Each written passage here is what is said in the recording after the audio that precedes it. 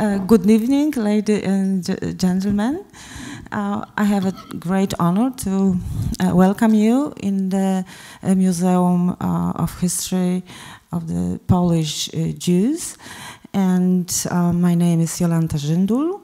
I'm the host of this series of lectures, which we started some year ago under the title All the New Questions in Jewish History.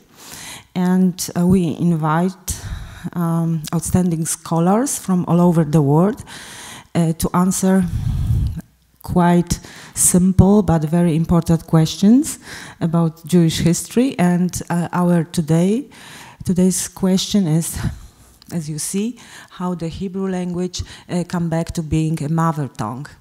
And this question will answer our guest, Professor Tsvia Walden from Ben Gurion University of Negev.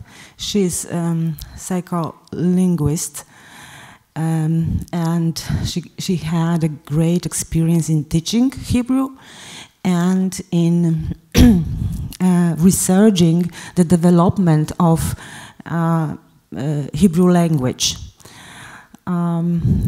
I would like also to mention that Professor Walden is a daughter of the Shimon Peres. But I'm saying this because I would like to stress that Professor Walden is already from this generation of Israeli people who grew up in the entirely Hebrew environment, which is quite a new experience for the Jewish people all over the world.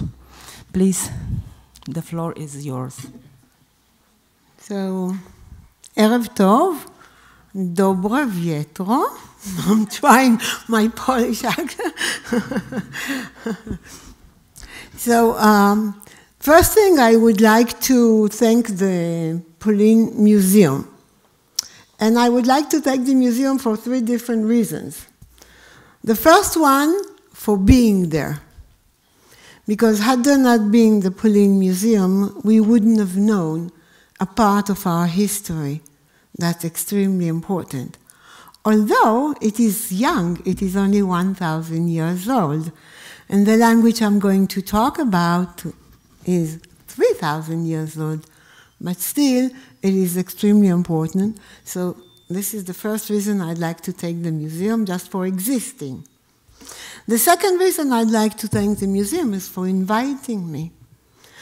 And the third reason I'd like to thank the museum is for having met so many interesting people, and I thank them. It was really, really interesting. When I went to the museum, I realized that it opened with a legend. What a nice way to open a museum with a legend. There's a forest. The forest may be threatening. The forest may be the unknown. But the forests tell you a story. And the story is important, first of all, because it explains why we call POLIN, POLIN. The Hebrew word for POLIN is polin, sleep here, make your home here. And the second reason for using a legend to open a museum is that the whole Jewish history is about legends. It's about legends and narratives and stories, and there are more stories and more legends and more myth in Hebrew history than there is real history. And a legend always allows you to tell the wishful narrative you would like to see. So you can choose. Reality is there, and you tell a story. And the story is never really the reality, but sometimes stories tell you much more about realities than facts. Second thing, if I were to tell you facts about the history of the Hebrew language, you would probably listen very carefully, and once you go out, you would forget it. But the stories that I'm going to tell you, I hope you will not forget.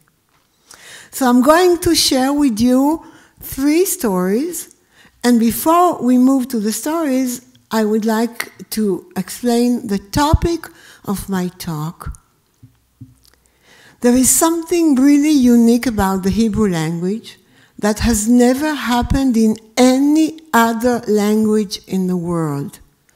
No other language had a second life. If you're reading about the history of the Hebrew language, you would often hear people talk about the revival of the Hebrew language. But I don't like to use this expression, because if you talk about revival, people may think that the Hebrew language died, or passed away, or was in a coma, or was sleeping for many, many years. But this is not what happened. The Hebrew language has never died. It never stopped existing. But the many faces that actually make a language have become smaller, and now they are full. In what sense? Is that until the 2nd century, the Hebrew language was spoken by adults and by children. So there were mothers who talked to the children in Hebrew. Around the 2nd century, we believe, this is another story, but we used to repeat it so many times that we end up, I believe, that this is history. So at that time, Hebrew was still a mother tongue. But afterwards, it stopped being a mother tongue. But it still existed. And there were many, many creations. It was a very creative language. It gave room for literature, for writing, for scriptures, what I will tell you about in a minute, but it never really died away. But until about 130 years ago, 140 years ago maybe, there was not one family where the mother woke up in the morning and woke up the child and said, I don't know how to say good morning, so we talk about evening. So there was not one mother who was addressing a child in the evening and saying, Dobre Vietro, or Erev Tov, and there was not a mother who would wake up a child in the morning and talk to him in Hebrew. So Hebrew ceased being a mother tongue, but it never stopped having a full, rich, interesting life. So I would not like to talk about the revival of the Hebrew language, but I do like to talk about the second life of Hebrew. And the second life of Hebrew happened once there was a community who was using it for every purpose, for intimate talk, for public talk, for scientific talk, for religious services, for liturgy, so for many other purposes, but only a language that's being used for every possible existing purpose in a man's life is a full natural language. And this is a miracle that has never happened in any other place, in any other culture. In order for Hebrew to become, again, a fully developed, full-scale mother tongue language, we had to pay a very high price. And the price that I'm going to tell you, I will give you 3 examples. One of them concerns my grandmother. The other one concerns my father. And the third one concerns Itamar ben Avi, who was the son of Eliezer ben Yehuda, who is the mythical person associated with what has been called the revival of the Hebrew language. When I grew up, my grandmother's mother tongue was Russian. This is why I don't know any Polish. So I do know very little Russian, though. And in a minute you'll understand why. And she was a librarian. She grew up in Belarus. Her first language was Russian. She loved Russian literature, okay? She was working in a library. She was a librarian. She would read books day and night. And she was an avid reader, a passionate reader. An avid reader and a passionate reader, meaning that she'd always be doing two things, okay? She either reads or she had a headache. She never cooked, by the way.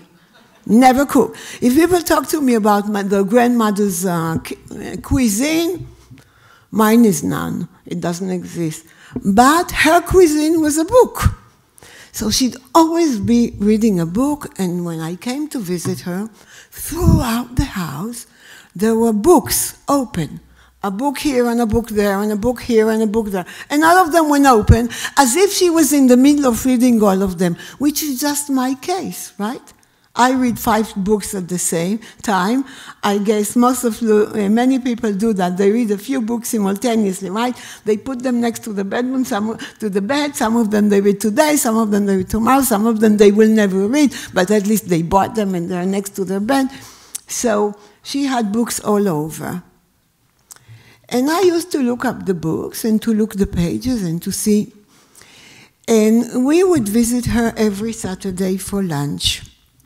This was the family lunch. The food was horrible, but the company was great. So I noticed that one of the books is open just at the same page that it was open 2 weeks ago. I said nothing. I went back home. Next week, I came to see my grandma, and what do I see? Same book, still open on the same page. So I go up to my grandmother and say, what is it? For 3 weeks you've not touched the book? You've been reading, it's open on the same. What have you been reading? What have you been doing all this week? And I thought this was a joke. But it turned out that my grandmother did not consider that a joke. She became pale. She changed colors. And my grandmother was a very small lady.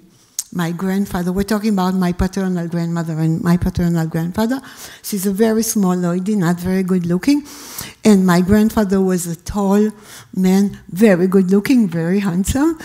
And she looks at him and she says, you do. And my grandfather is lost. He looks at her, he looks at me, and she says, no, you tell her. And ended up that my grandfather will always do everything she said. So he got up of the table, and he took all of us to the bedroom. And once we got to the bedroom, he lifted the bed cover. And underneath, there were books. Many books. The books she's been really reading. These were books in Russian, books in Yiddish, but there was not one Hebrew book. So I looked up to her and I said, what is this? She looked at him, and both of them explained to me. They didn't like reading Hebrew. He liked reading Yiddish, and she liked reading Russian, so this is what they would be reading when we were away. But when we came, they had to convince us that they were reading Hebrew, because everybody in Israel was speaking Hebrew and only Hebrew. So they put up a scene. They put up a book here and a book there and a book here and a book there, so that the grandchildren would think that they're reading only Hebrew. But within the two of them, they knew the truth.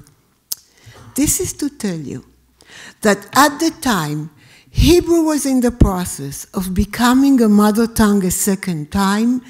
Every other language was banned, abolished, refused, okay?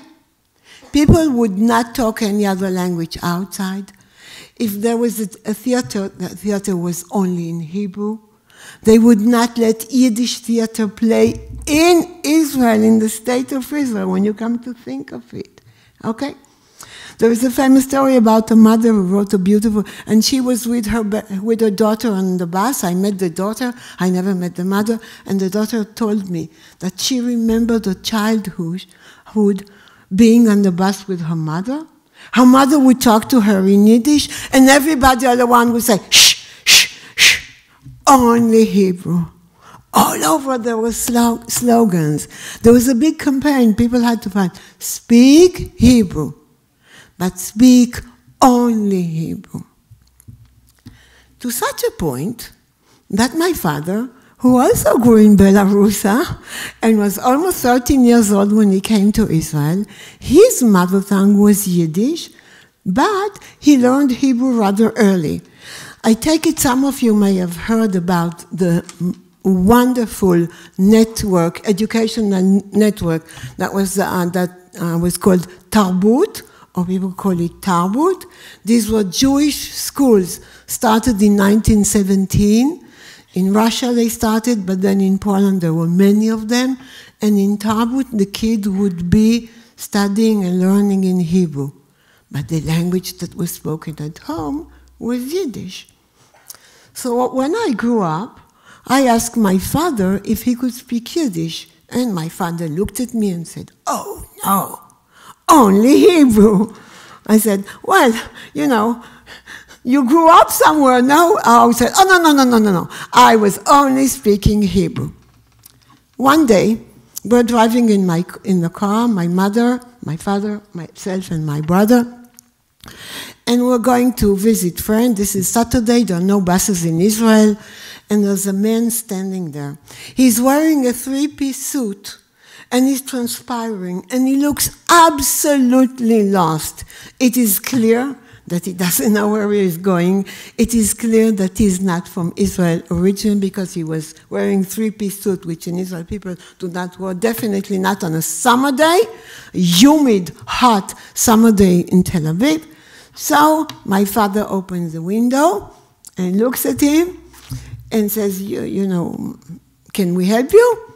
And the guy starts speaking to him in Yiddish. And all of a sudden, my father speaks fluent Yiddish with him. So my mother said, okay, come to the car, we'll drive together. We took him to wherever he had to go. And once he reached the place, and he got off the car, I looked at my father and I said, I thought you could not speak Yiddish. My father said, yes, but I had to explain to him what was going on, right? So when he need, okay, the other time, when I saw my father, actually, I understood how deep his Yiddish was when Sutzkever passed away. You know, the Sutzkever, everybody knows the famous Yiddish poet, one of the great poets, and he passed away in Israel.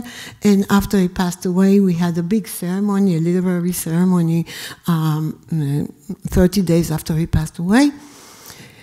And they call up upon my father to say a few words, and my father goes upstage, and he starts reciting Sutzkever in Yiddish. Yiddish, flowing Yiddish. So then he got down and I said, I thought you could not speak any Yiddish.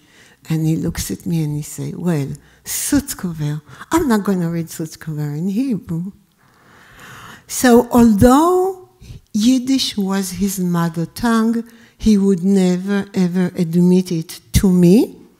I was born with the state of Israel. I was born a little bit earlier, but if I say I was born with the state of Israel, it makes me younger. So I was born more or less with the state of Israel. And we grew up to believe that the only language that should be spoken and the most important thing in the whole wide world was Hebrew. And Yiddish was diaspora, Yiddish was far away, Yiddish was Holocaust, other languages were associated with places far away, not with our Israel. So everything was put aside. And in a way, it explains the miracle that actually happened. That Hebrew did become, again, a second time, a mother tongue. The third story I'm going to tell you is about the son of Eliezer ben Yehuda. As you may know, Eliezer ben Yehuda is the person who's associated with the revival of the Hebrew language. As far as I'm concerned, he wanted to be Herzl. He just didn't manage to. He wanted to be a politician, but he didn't manage to. And I do admire him because he wrote the first modern Hebrew language dictionary. 17 volumes. At the time, there were no computers. And when you come to think of it, this was an endeavor that's really a good reason to admire a person. But he was also a fanatic.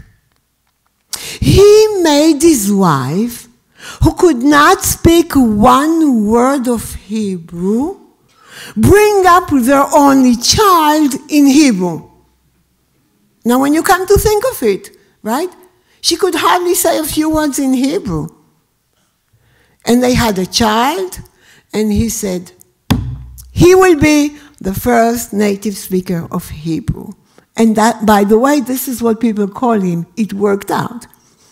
The problem was that the child was not speaking.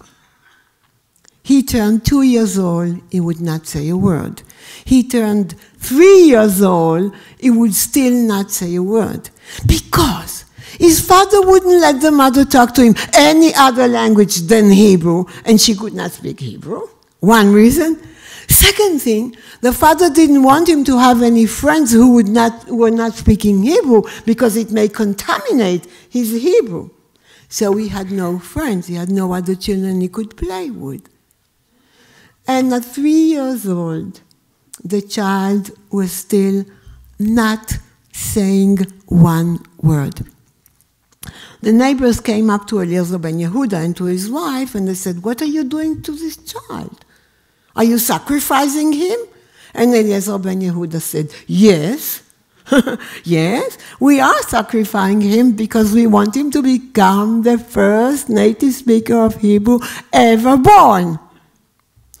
But the poor child really, really suffered. By the way, I'm a psycholinguist, and in our professional term, we refer to such a phenomena as elective mutism. What is elective mutism? Is your choice not to speak. The child was protesting against something. He was protesting about his mother not being able to talk to him. He was protesting about his mother. He probably realized that his mother and father were not the best lovers. But anyhow. So one day, Eliezer ben Yehuda leaves their house, their home, which is in Jerusalem, and he's going to Tel Aviv. At that time, it was a long way to go. And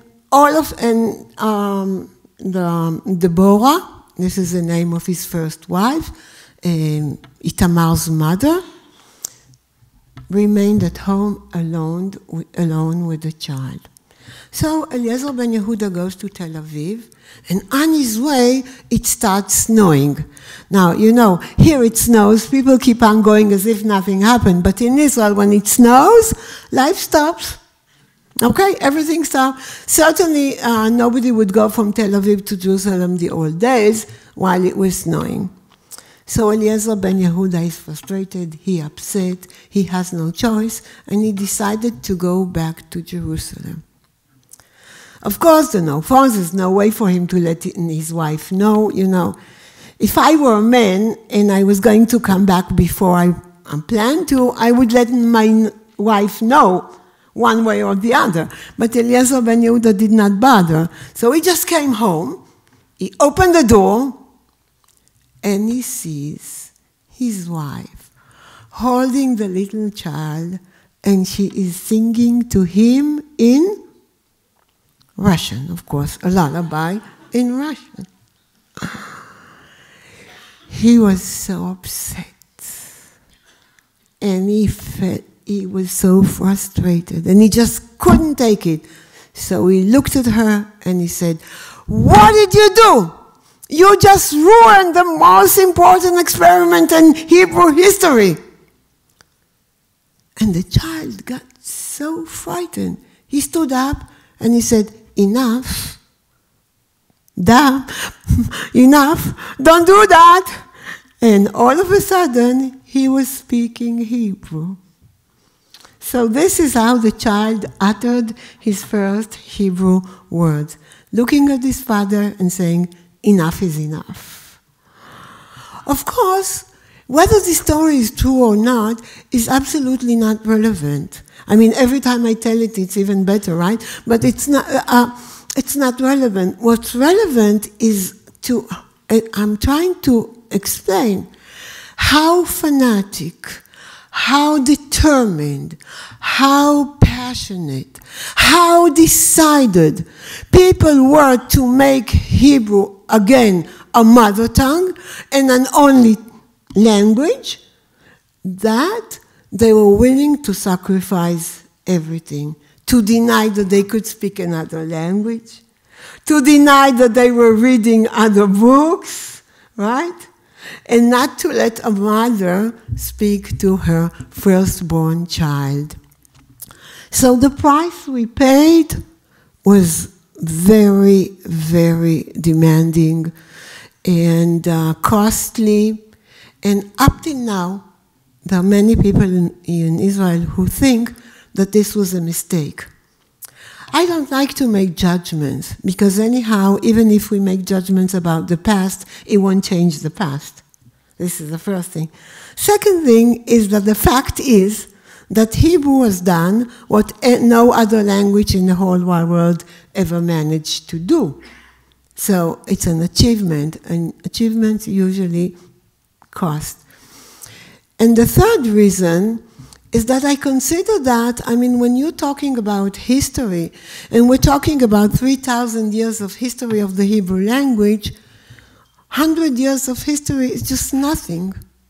It's nothing, right? It all depends on what your proportion are, or what kind of ruler you're using. And if Jewish, your ruler is 2,000 years at all, at least. And we're waiting for the Messiah many more years. And I'm not so sure it will come.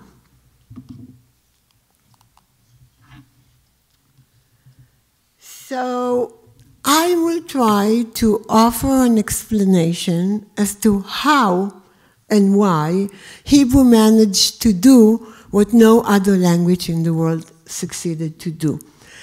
The first reason I gave you, the first explanation, has to do with people being very determined and passionate about their language and with the price we were willing to pay. The second explanation is really special, but beforehand, I would like to remind you that if you are studying English literature, suppose you were a student at the university, you're studying English literature, and you're trying to read Chaucer, okay? Canterbury Tales, right? This is a basic text in English history. And it was written 1475, so it's only a few hundred years ago. But no English student can read Chaucer the way, without having a bilingual edition where one side would be Chaucer and the other side would be modern English. If you're French, okay, and you're trying to read La Chanson de Roland, which is a famous basic French text, you may not read it. You're studying French literature, you want to read La Chanson de Roland, you cannot do that. You need a bilingual edition. One side will be the French, the Old French. Old French, we're talking about 16th century. It was only 500 years ago. Yet, they cannot read the old text. However, the Hebrew Bible was canonized around 200, 400. I mean, you know, when we talk about dates, it's always flexible, you know, and there are different opinions. So either I give in between or else I say around. Yet, every Israeli child can read the Bible. This is not to say that it is easy. This is not to say that they can read all the books of the Bible as easily as, but they can definitely read the text. And I took each of my children when they were turning 6 years old and they were entering school and starting to acquire the Hebrew alphabet. I took each of them to the to the Jerusalem Israel Museum, where you get to see the Dead Sea Scrolls, and our children can read the Dead Sea Scrolls, okay?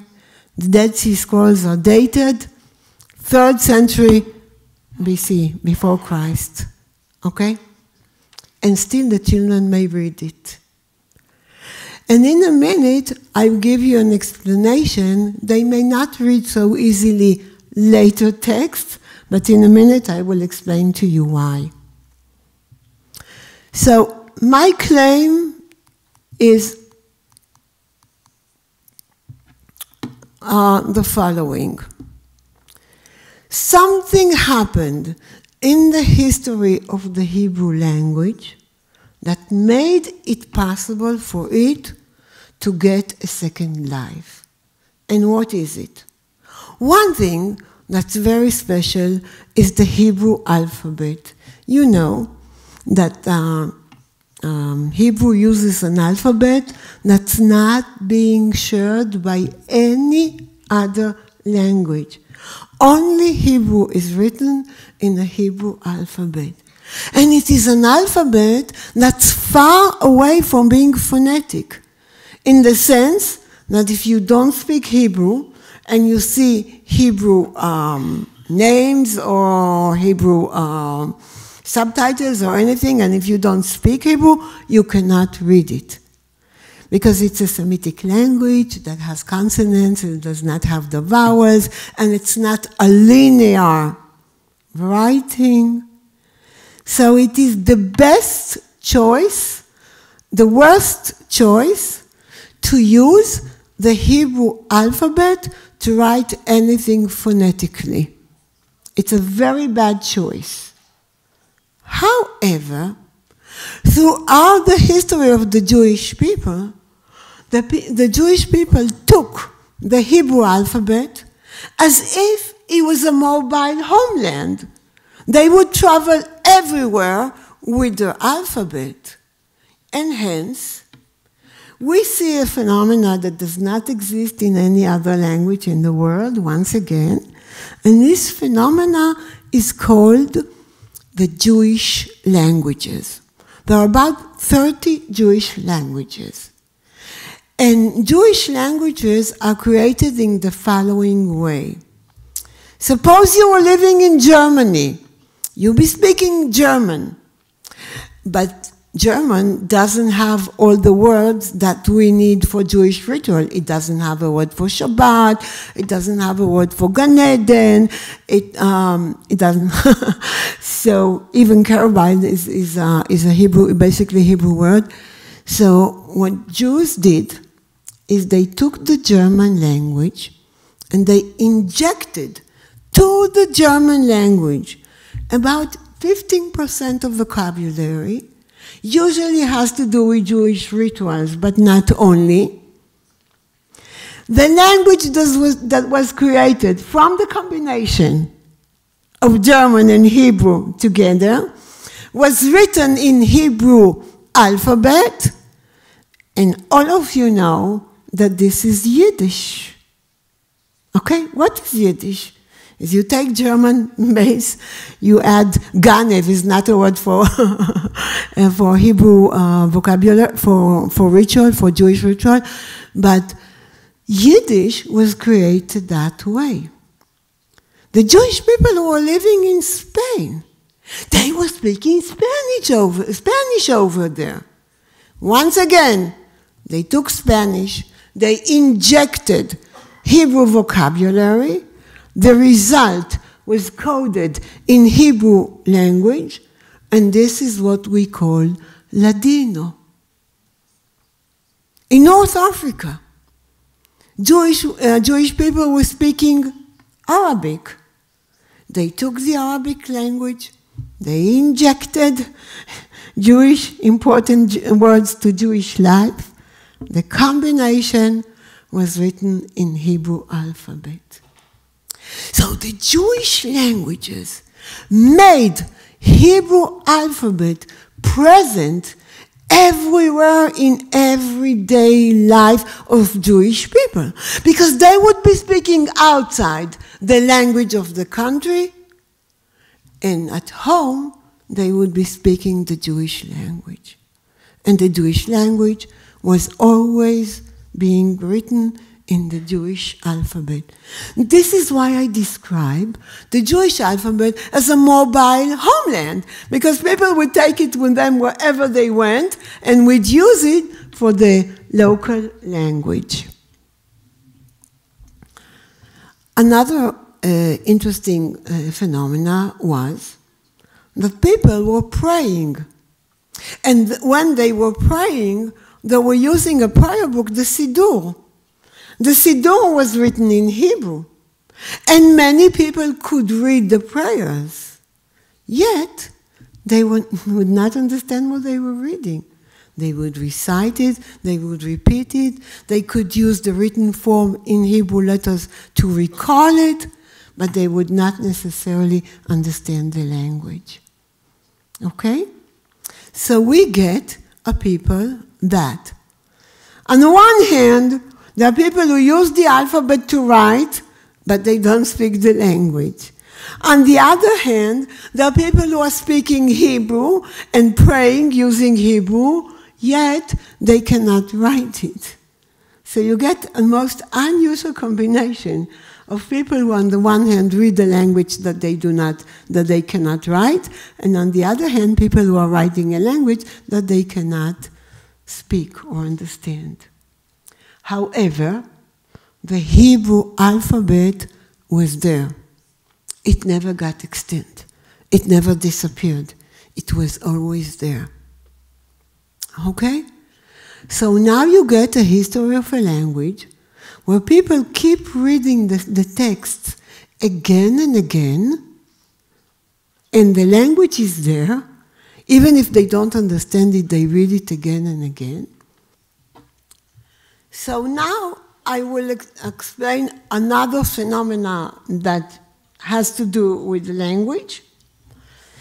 And it is, once again, a typical Jewish tradition that's different from other traditions.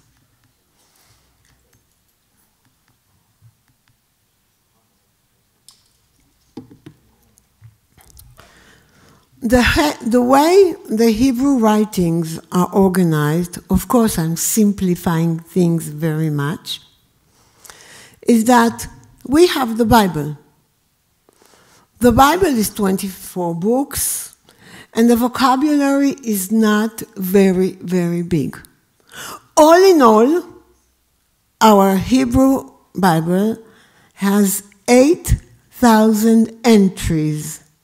If you were making a dictionary of biblical Hebrew, only 8,000 entries. To compare, nowadays, modern Hebrew has 80,000 entries. Okay? Do you understand what I'm saying? That the biblical part of our Hebrew nowadays is only a tenth of the language that we are speaking. Okay? So we got the Bible, and it's a very concise text. Short, concise. So in order for people, if they wanted to use it and understand it better, they had to comment on it. So there is a very, very long Jewish tradition of commentary. Okay? People comment on the basic text. But what is special, take a quick look. This is a parchment, this is Isaiah, this is the Dead Sea Scrolls, okay? Which I told you my children can read when the children in Israel can read it when they're 7, when they're 6 or 7. By the way, in order for them to read it, they need a good teacher who would take them there and would help them decipher, but they can do it. Okay, they need help, but they can do it.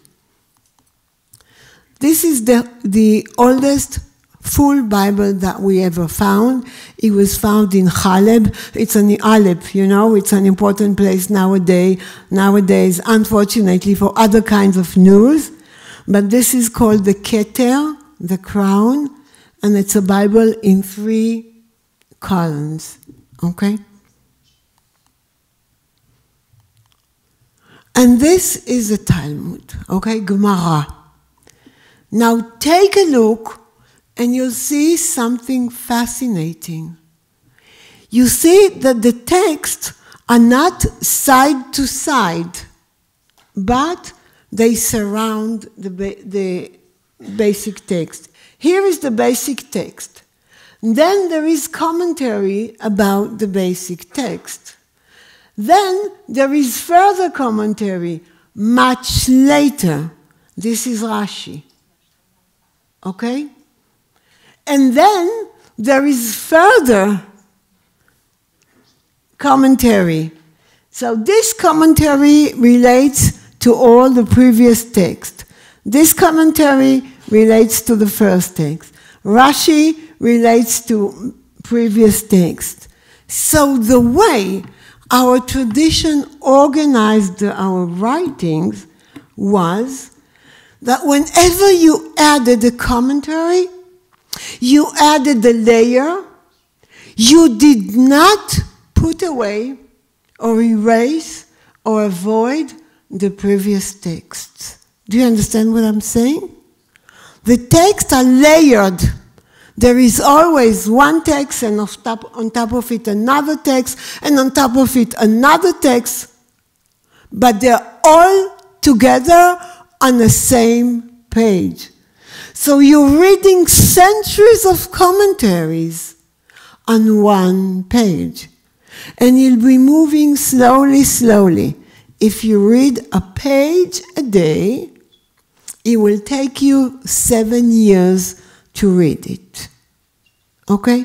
6 big volumes will take you 7 years if you read every day a page. So it tells you the number of pages that are there. But the basic idea is that you never leave behind the previous text. So you're reading a new commentary, but the commentary is being added. It does not replace the text. This is not what happened in English. Why is it that English literary students cannot read Chaucer? Because what happened to English is every time a new layer of English was being used, they left behind the old text, the old version. Every time French people are writing a new layer of French, they erased the previous French. By the way, some old French words that French people did not know how to pronounce them. And the only clue how to pronounce them were found in a biblical commentary by Rashi. You see Rashi is on the right hand. This is Rashi. Rabbi Shlomo Yitzchak, Rashi, the initials. He lived in France, okay, in the 12th century. And he wrote a commentary to the biblical text. And once in a while, there was a word in Hebrew that Rashi could not explain. He could not translate it. He wanted to comment on it, but he didn't know another Hebrew synonymous word. So what would he do? He would use a French word, old French word, that he would write in Hebrew alphabet. So when the French people wanted to know how some of old French words were pronounced, they would refer to the Jewish scholar Rashi. There is a big, big dictionary called French Words in the commentary of, in Rashi's commentary of the Bible. Isn't that interesting?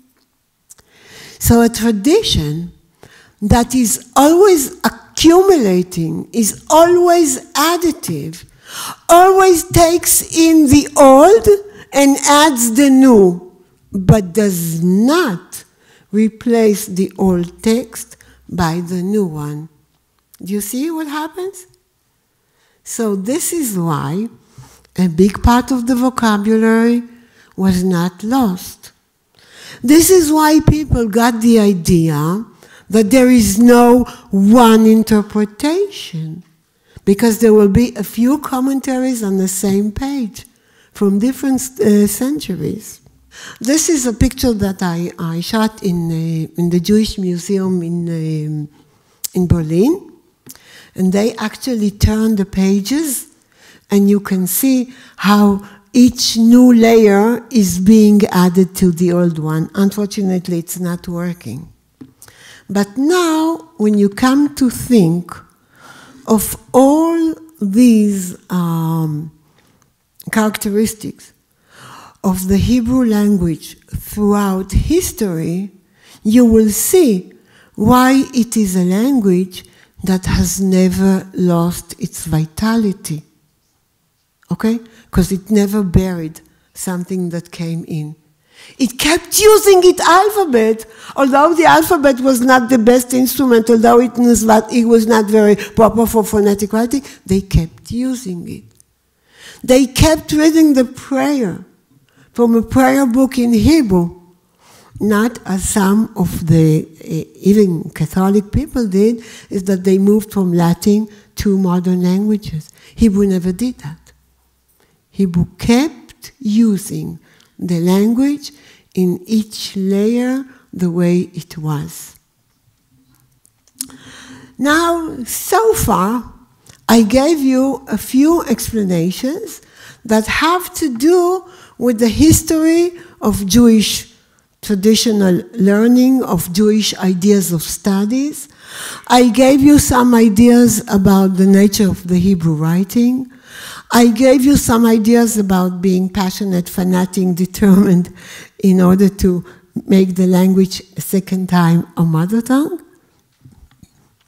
And now I'm going to give you a social explanation.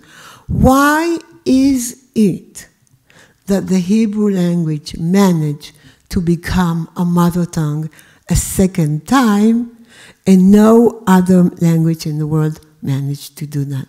What is the explanation? So you may know that when the Jewish people started to come to Israel, first of all, if you go to the museum, you go to the beautiful Jewish street, right? And you go to this beautiful Jewish street when you get to see Jewish life, and you get to see on one side political activities, and on the other side you get to see cultural activities. And you see movies in Yiddish, and newspapers in Yiddish, and literature in Yiddish, a full life, right? Latin was used as a ritual language, but it did not give birth to theater, to cinema, to movies, to papers. Do you see the difference? So what happened in Israel is when the people, the Jewish people came to Palestine in order to create the Jewish state, there was a big debate. The majority of them at that time spoke Yiddish. So they thought that Yiddish should become the unifying language. But you may remember that majority is only a part of the story. If you are culturally aware of pluralism, of cultural diversity, majority is not a good reason, and it's definitely not sufficient. So other people were suggesting that Hebrew become the unifying language. And although nobody, practically very few people were speaking it in everyday life, this was shared by all the communities. So all of a sudden, the Hebrew language became the unifying language because there was no other language that could possibly do it. I would like to remind you that when the State of Israel was created, was founded, when I was born, there were only 600,000 Jewish people in Palestine. Come to think of it, 600,000 people only. So in a very small community, where some people speak Yiddish, and some people speak Ladino, and some people speak Jewish Arabic, and some people speak Russian, and some people speak German, and some people speak Polish, the only unifying language was Hebrew. So it became a natural candidate to become a mother tongue again. So you combine the linguistic explanation with the social explanation, and then comes an important point.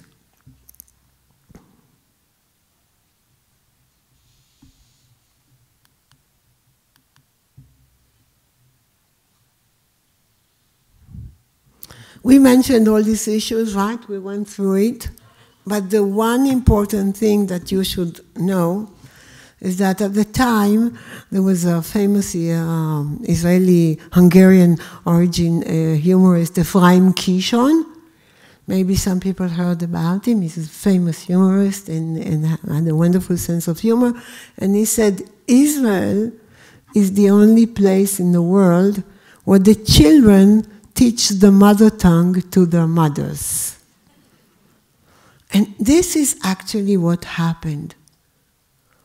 The children were going to schools, and in the schools they were using only Hebrew.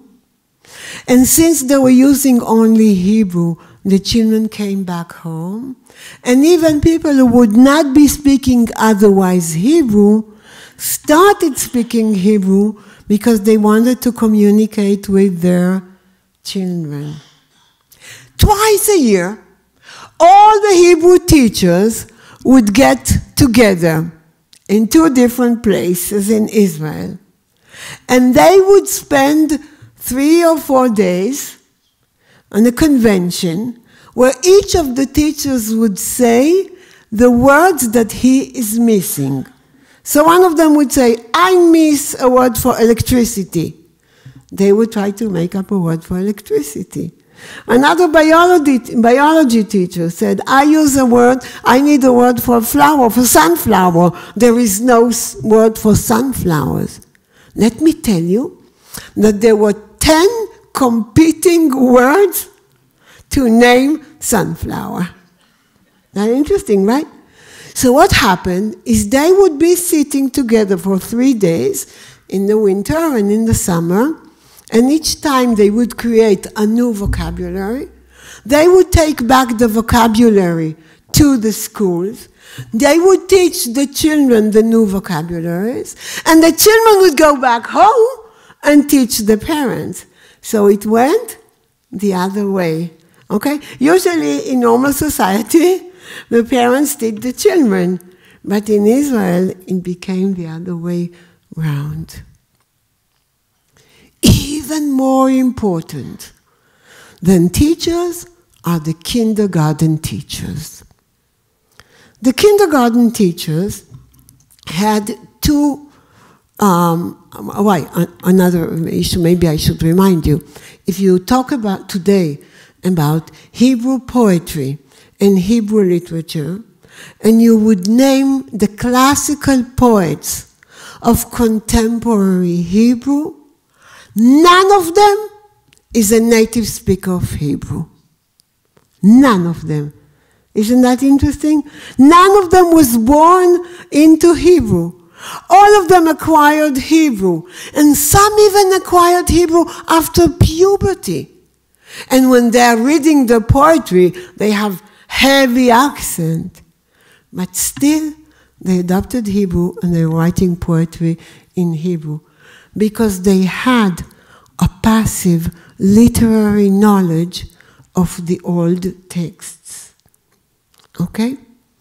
So what happened is that the kindergarten teachers in Israel wanted to celebrate a holiday. Okay? So they wanted to celebrate Hanukkah. Hanukkah is a beautiful holiday where we light candles and we play the drum, and it's a beautiful holiday. However, there were only 1 or 2 children's songs for Hanukkah. So all the kindergarten teachers got together and they called upon a person called Levin Kipnis. He came to Israel when he was 12, and he learned Hebrew and he was very gifted, and he made a song for Hanukkah for the kindergarten teachers to teach the children. Okay? Then came another holiday. Purim came by. They had no songs for Purim. So they would call him, go up to his house and say, please, write some songs, write some tales, write something for us, some rhymes for the children to recite. And he would do that. He wrote a song for Purim. He wrote something for the children to recite. So in a very short while, the kindergarten teachers taught the children so much Hebrew and so much everyday, real Jewish Hebrew that the kids took it back home and taught their parents. And this is how Hebrew became again a mother tongue through the other direction. Rather than the mother teaching the children, the children were teaching the mothers. Which is why I think that the most important people in the history of Israel are teachers. And even more so, kindergarten teachers. And had it not been for the kindergarten teachers, I'm not sure we would be speaking the kind of Hebrew that we speak now. By the way, it's very interesting because the first kindergarten teachers in Israel were not women who were interested in children.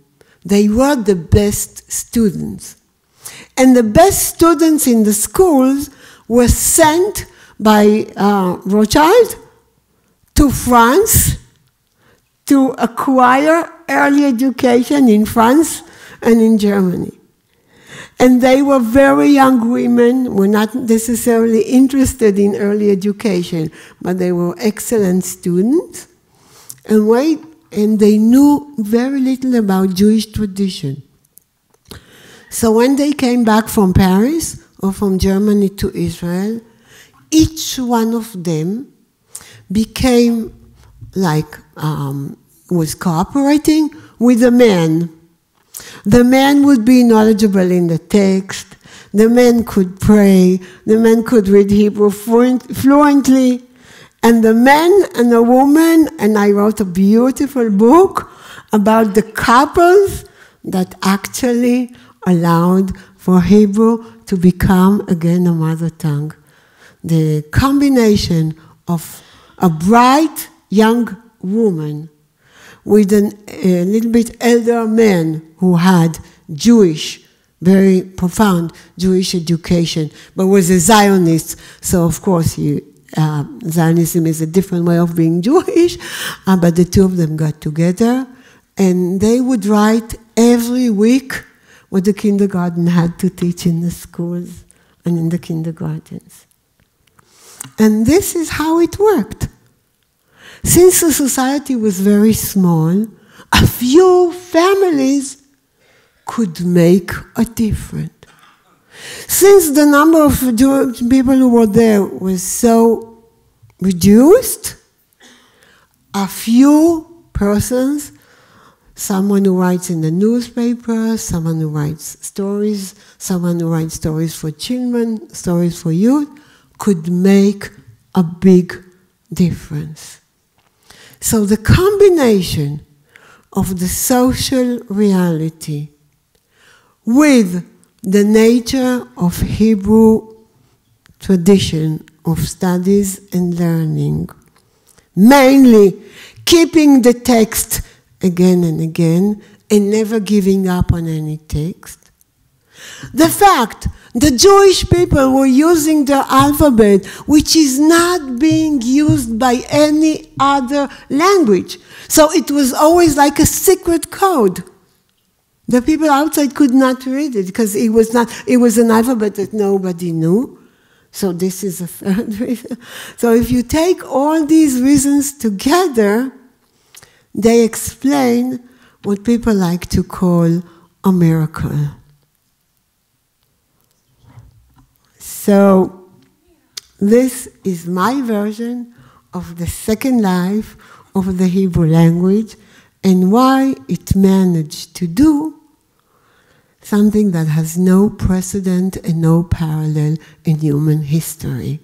And I'm trying to be modest. So if people would like to ask me questions, I know the time is almost over, but I'm here.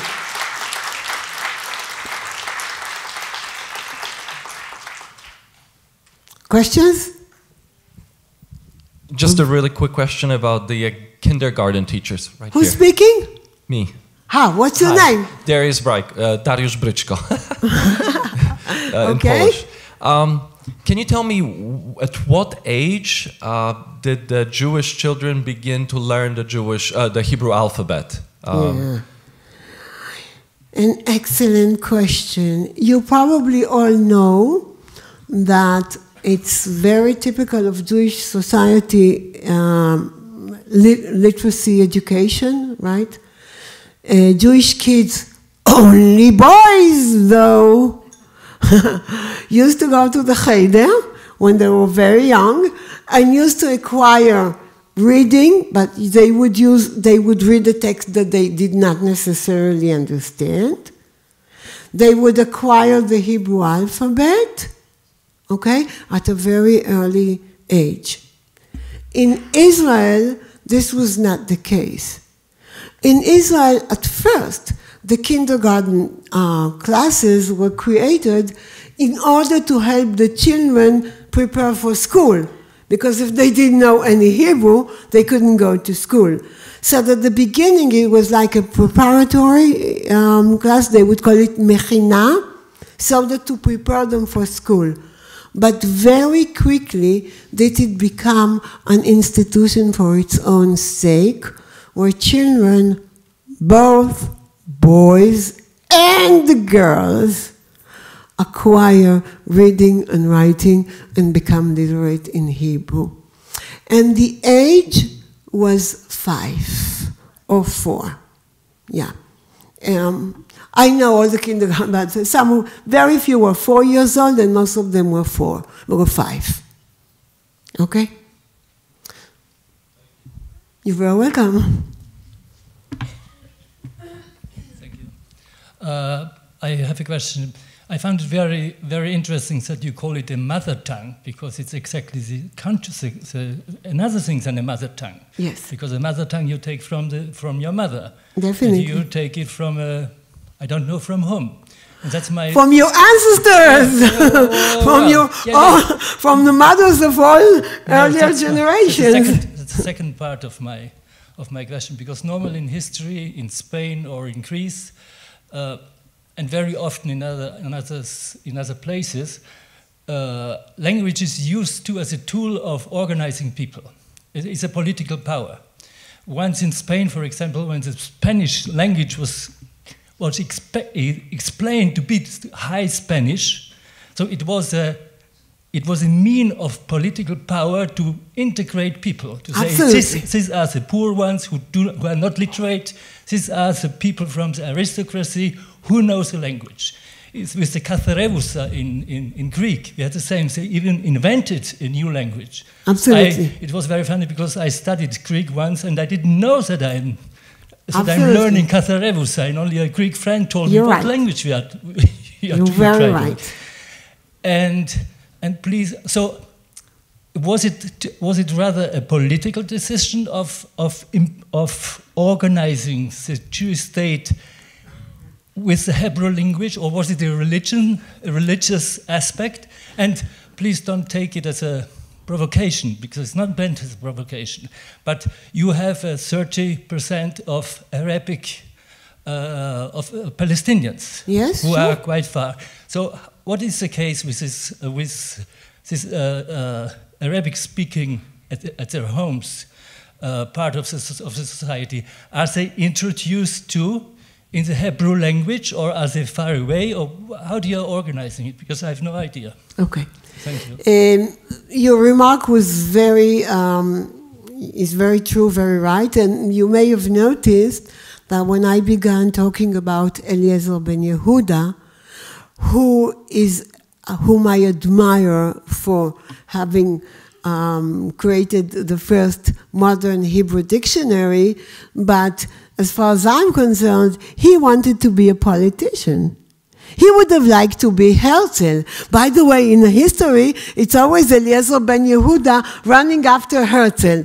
Wherever Herzl arrives, Eliezer ben Yehuda is behind him. But Herzl was rich and wealth and would travel easily, and ben Yehuda was always lagging behind because he never had the means. Okay? So definitely ben Yehuda ambition to make Hebrew a national language and an everyday language was a political issue. Except that this political issue met a long tradition, a long Jewish tradition that made it possible for it to happen without erasing everything else. But when the French people wanted to make Parisian French the French, they erased all the other dialects that were spoken. Where Italian people wanted to make Italian the original language, they wrote Pinocchio and they banned and they ignored all the other dialects, although there was a variety, a very rich variety of dialects. So in other languages, the political issue made one language win and other dialects, all other dialects existing, pay. But in Hebrew, we were trying to make, actually we made pay Yiddish, we made, Ladino, all the Jewish languages did pay the price, but nobody else. That's a big, big difference. Concerning Palestinians who live in the state of Israel, some people refer to them as Israeli Arabs. They like to be called Palestinians, Israelis, so I call them by the denomination that they prefer. They're only 23%, not 30%, and they grow up in Arabic, and they acquire Hebrew very fast and rather early. The more educated they be, the better their Hebrew will be. And now they are trying to introduce Hebrew earlier, because Hebrew, after all, is the language of power. It's the economy, it's the culture, it's the technology, it's modern life. And there is a serious problem. One problem is that many native speakers of Arabic in Israel are said to speak a worse Arabic than used to be. In Palestine, earlier, they're paying a cultural price. That's one issue. And the other issue is that, unfortunately, although a fifth of the population speaks a language that comes from the same family, that is a beautiful language, that shares many features with Hebrew, the number of Jewish people who actually speak Hebrew is very, very small. And I'm optimistic because it is changing. There is a beautiful book that just came out by a Jewish scholar, Yoni Mandel, and he is discussing why it is the case that very few Jewish people acquire Arabic, although if you travel in Israel and you put the radio on in your car, as soon as you hit an Arabic heavily population area, the radio would switch to Arabic, right? And you can see Arabic practically everywhere. And in the Golden Age in Spain, all Jewish scholars even wrote Jewish books in Arabic language. So what happened is the dominant language always does not approve the same need to speak the other language, first thing. The second thing is that Arabic was associated in Hebrew collective, how should I say that, entity, that it's enemy, it's hostile. You use Arabic to fight, you use Arabic to get information about your enemies. So unfortunately, the Arabic language paid the price for not being, and it was not instructed in Israel as much as we wished. I fought many years for teaching Arabic in Israel, and I'm glad to say that we're getting there. Little by little, it's changing.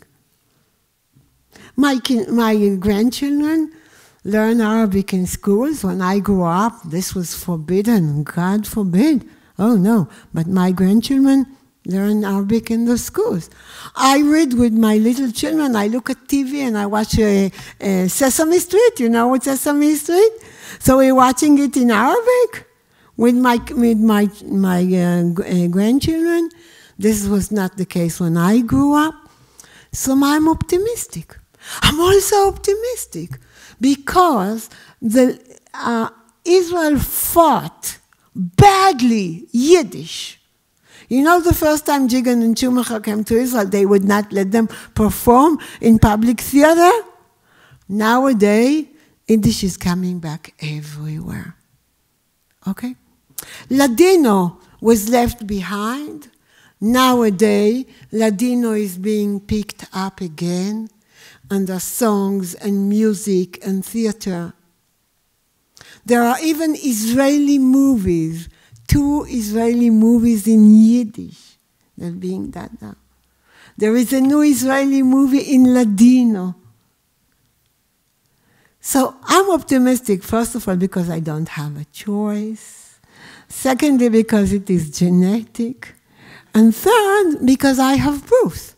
I can show that in spite of the time that other languages and other cultures were banned and abolished and forbidden and put down, they all merge up and come up again. So I'm very optimistic. And I mean, being Jewish, how can you not be optimistic? If you look into our history and you know what happened, and here we are, I mean, come to think of it. We are in Polin Museum in Warsaw. Who could think of it at the end of the Second World War? So, good reasons to be optimistic, right? There was a question up there. Thank you. Let me know your name so that I can answer you. Małgorzata Marczewska, thank you for your talk. I wanted to ask regarding what you were saying about this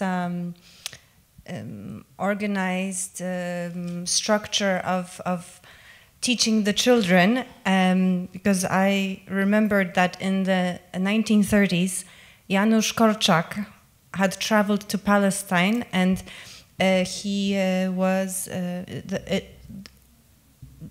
don't know, that the education of the children made an impression on him. So I wanted to see if you can comment on the pedagogical philosophy that was used. Was there any influence of his methods, or of who else was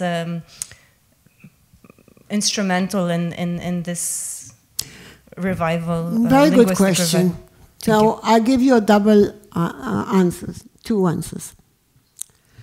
You know, when Israel was created, one of the messages to the world was the kibbutz movement, right? And the idea of the kibbutz movement was collective life. And amongst other things, the children were raised together, okay?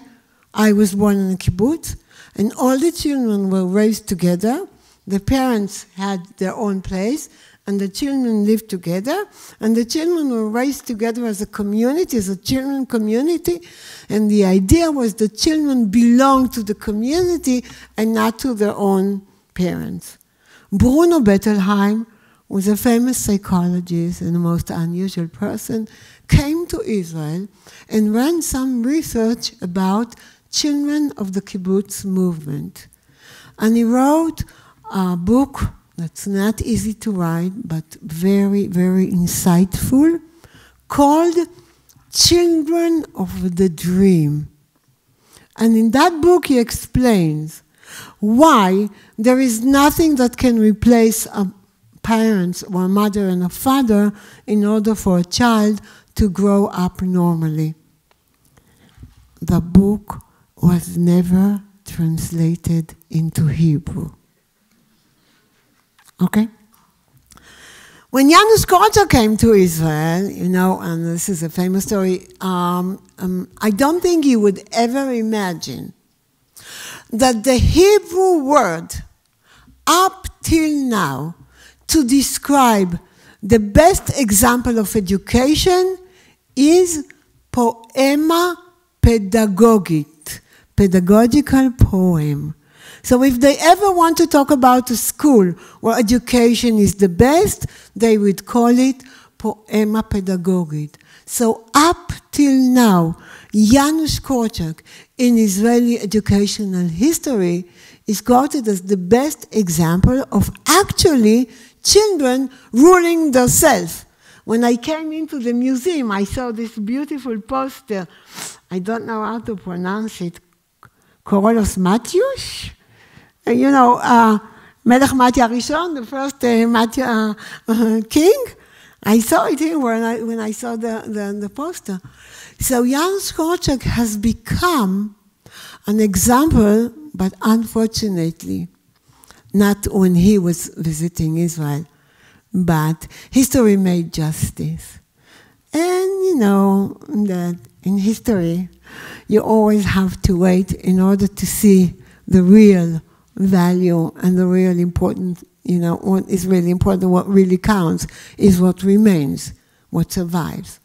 But it has become a synonymous adjective for very good education. So as far as Janusz Korczak is, and by the way, his writings are being translated by one of the best Israeli children's author, Ori Orlev. I don't know if you know him. He won all possible prizes. He's the most unusual person, and he was talking about his childhood in the Holocaust as childhood, not as a Holocaust childhood only. And Ori Orlev, in the last 5 years, is translating Janusz Korczak a second time, and there are going to be 6 volumes of Janusz Korczak writing in a new version with a new translation, and a beautiful translation. I read 2 of the first volumes, and they're just beautiful. So Janusz Korczak is back there in Israel. Okay? Yes, please. The mic is coming, and I need to know your name, please. Say only your first name, because I cannot retain the last. Thank you. Okay. First name is Magdalena. Oh, Magda, that's easy. Okay. Magdalena is even I'd easy. like to come back to the very thing of the language. Do you think has the rules of grammar changed? I mean, you know, it's been 2,000 years, as you said. Yeah. Okay. In what sense? I mean, were they simplified or just on the contrary? That's one question. And the other is concerning vocabulary and influence of other languages. When those teachers met, you know, to consider one word for 10 which they had problems with. To what extent, for instance, I don't know, English had influenced the modern Hebrew? Okay, thank you. Yeah. If you're interested in linguistics and you will read only one book, you should read a book by an Israeli scholar who lives in England. His name is Guy Deutscher, and he wrote a book called Unfolding Language. If you only read one book, this will be the book. And Guy Deutscher speaks about language and says the following thing. Language is the best invention of man, though nobody ever invented it. And the typical characteristic of all languages, not only of Hebrew, is that they are dynamic and they keep changing. This is why unfolding language is so interesting. So Hebrew, just like any other language, is evolving all the time. Thanks God. Okay. Even young children in kindergarten, if I read a text to them and I use only biblical syntax and biblical Hebrew, so I do the following manipulation. I'll take a newspaper, hold it, so that they see that I'm holding a newspaper, and I'll be reading a text that I made up myself, and this text will be using the first layer of Hebrew, meaning biblical Hebrew. The children will laugh. And I say, what's so funny? And he said, well, you're holding a newspaper, but you're not reading from the newspaper. So they can tell by listening which layer of Hebrew it is. I do the same thing with Mishnaic Hebrew. Agnon, the famous Israeli author, Shai Agnon, who won the Nobel Prize. Agnon, actually, I think you see the legend Polin, I think you see in Agnon's version, down here in the museum, which is a very good choice, excellent choice they made. So Agnon was writing in the syntax and the vocabulary of Mishnaic Hebrew, which is a later layer of Hebrew. And if you read two sentences, every Israeli native speaker can say, this is Agnon, this is Mishnaic Hebrew. So each layer gave to modern Hebrew some vocabulary, some syntax, and contemporary Hebrew is a mixture of everything. Now, some people think that if you borrow a language, a word from another language, if you're using borrowings, this is not good for the language. I think this is wonderful. If Hebrew has not borrowed so many words, I would be lost in Warsaw. But I'm not. Because I hear so many international words and I recognize so many expressions. Because Israel has borrowed Hebrew, modern Hebrew has borrowed so many words from Poland, from German, from Polish, from German, from many other languages. So borrowing is not a bad thing for a language. It's a good thing. It's a way to develop. There's always a big question whether you want to be only among people like you and you speak only your own language and be close and be a closed society, or else you are welcoming borrowings and words from everywhere. And by the way, in biblical Hebrew, there are many borrowings, just people don't know it. The word that we use for paradise, pardes, is Persian. The biblical Hebrew has many borrowings, just people don't recognize them. So when people don't recognize the word, they would not know it's borrowing, they wouldn't say anything. But when they recognize it nowadays, now what happens is that when Israeli native speaker using computers, and there's a whole vocabulary concerning computers, they would use the basic consonants of the English word and would decline it in Hebrew structures. So they, to click, and they would say, hiklakti. So they take the click, and then they say, hiklakti. Pixels, they would say, asi pixalti. I took the pixels and I made something more pixel-like. So borrowing is always a question of exchange. If you want to give, you should be willing to take. If you're willing to take, you should be happy if other people take what you offer them. So purist positions are definitely not linguistically based, and they don't help language development. And Guy Deutscher shows in his book all the unfolding languages, how all other languages in the world do exactly the same thing. So let's be universal. Let's be tolerant. Let's be open to the other. Let's try and understand the other's concept of the world.